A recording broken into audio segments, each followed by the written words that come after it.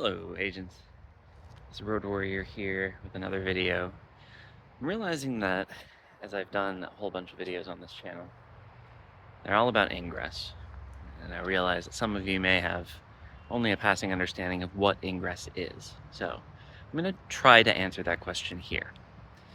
I've come to one of my favorite filming locations, Dunning Park, which is fairly convenient to my house. Brought the scooter out.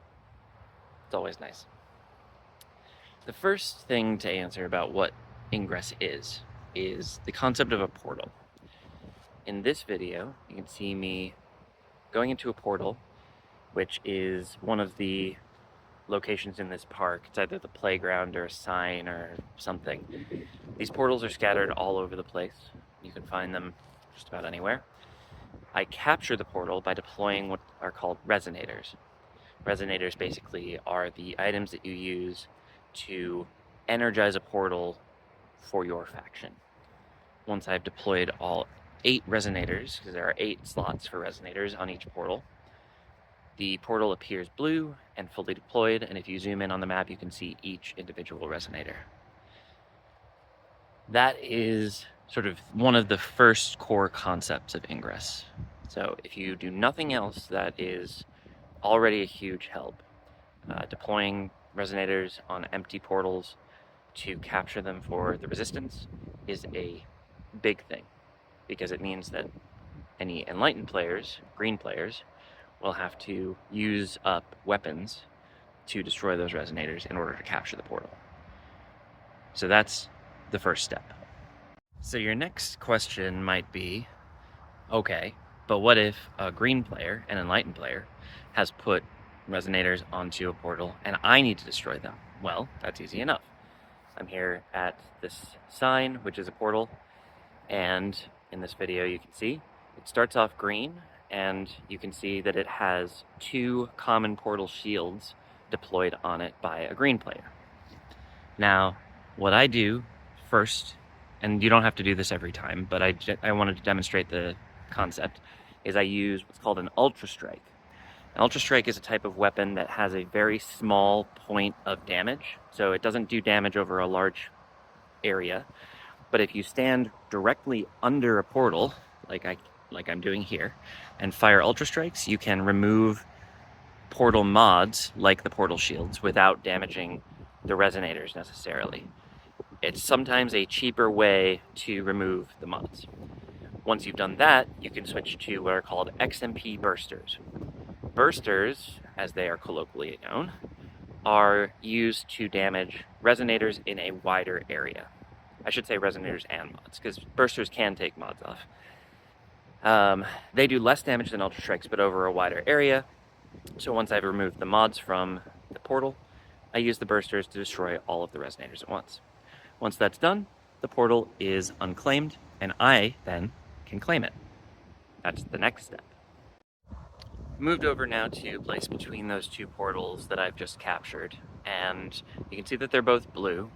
And when I go into the screen for each of them, I see now a button that says hack. If I tap that button to hack the portal, that is the action that gives you gear in the game. If I move over to the other portal, you see the hack button again. I hold it down and swipe up and to the left. That gives me a mini game called glyphing, which is basically a match the picture kind of a game. The glyphs that you see do have meanings, and the sequences of glyphs have meanings as well, so it's good to try to learn those as you go. Glyphing will give you extra gear, and specifically the glyph that I do here will give me extra keys as well. And we're going to get into what keys do in a second, but hacking both of these portals gives me some amount of gear and also some amount of portal keys to each portal. We'll get into that just in a second. Okay, so now we have these keys, and we have 2 portals, and actually 3 portals. I created another one. If we go into each portal, we click what's called the link button.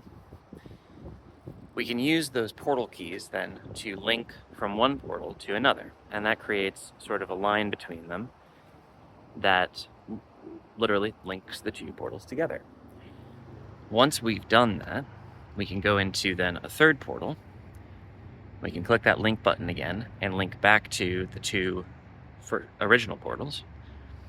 And that creates more lines, but now that we've created a triangle, that's what we call a field, a control field specifically. That field is the building block for sort of faction success or failure on the local level and on the global level. Control fields are measured based on how many quote-unquote mind units they capture, which is sort of a rough estimation of the population density in that area. And the more mind units your faction captures during each cycle, which is basically just a week, you get more points. And each cycle, the faction winner is determined, and that is used to represent sort of faction control on the global map. Now finally, in this little explanation of sort of Ingress gameplay, fields are not just one thing. I mean, they are a triangle, sure, but you can draw more triangles on top of existing triangles. So in this video, I am going into the sort of a further away portal that you can see is sort of able to link to both of the base links of the first triangle. I link to one portal and then the next, and that creates a slightly larger field around the existing field. Then I'm still able to link to the sort of the center portal, and I do that, which creates two more fields, which is basically the sort of leftover space between the first field and the second larger field. So now I have an area which is covered entirely by two layers of fields, which is doubling the MU that I am able to get out of this one small area. And you can do this essentially indefinitely. The only limit that you have really is how many portal keys you want to try and get and use. So that's sort of the basics of how Ingress works, at least in day-to-day gameplay. Most of the efforts that agents are doing to, make progress on a day-to-day basis are kind of variations of this. There's a lot of different theories about fielding and building and modding that I won't get into in this video. But I did want to share this sort of basic introduction as to the mechanics of sort of the basic gameplay loop, because this is the stuff that we need help with. Ingress players, we're out here, we've been out here for years and years, over a decade, some of us, and we could really use help. And not just like install the app and go and do this all yourself, but specifically install the app, join your local community, and coordinate with them to understand how best you can help the team.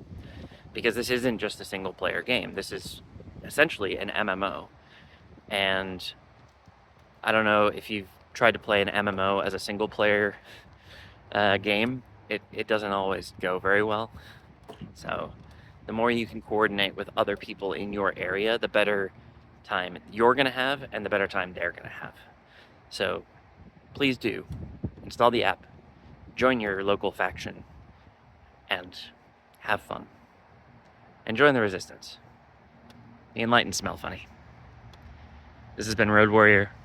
Thanks for watching, and I'll come at you with another Ingress video shortly. See you then.